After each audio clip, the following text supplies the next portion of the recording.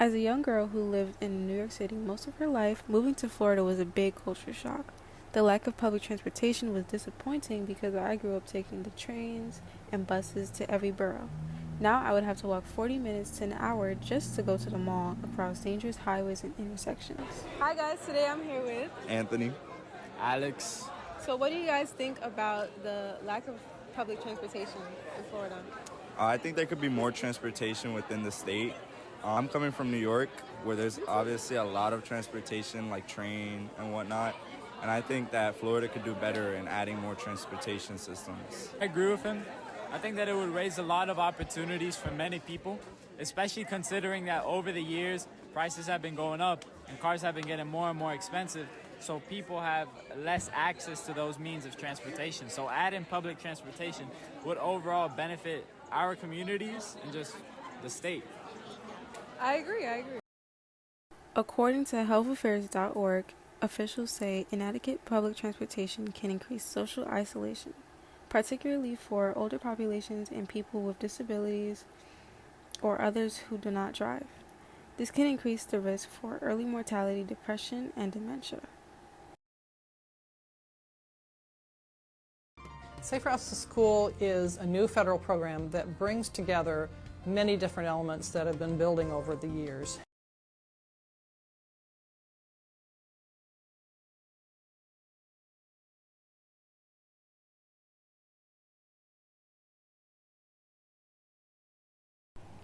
As a child, after you get out of school, if your parents are at work, you would have to walk back home in 80 to 90 degree weather. Or, if you're lucky, you can take the school bus. Walking is good for your physical and mental health, but there is a lack of regard for the pedestrian safety in Florida.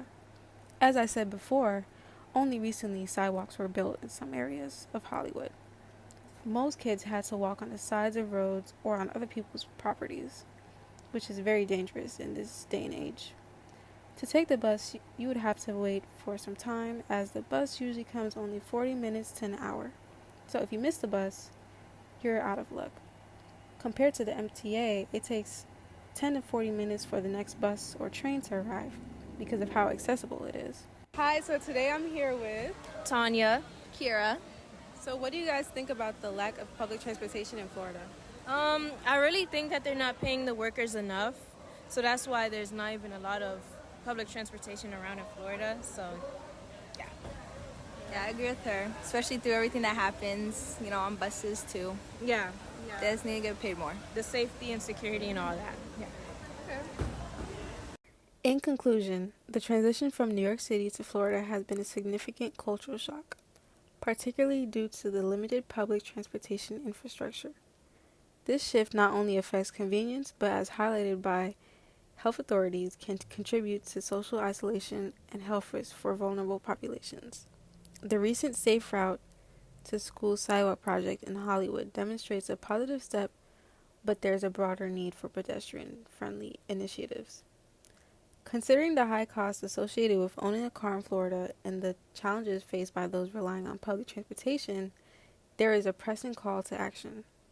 Advocacy for improved pedestrian infrastructure, increased frequency of public transportation, and community engagement can pave the way for a safer and more accessible environment.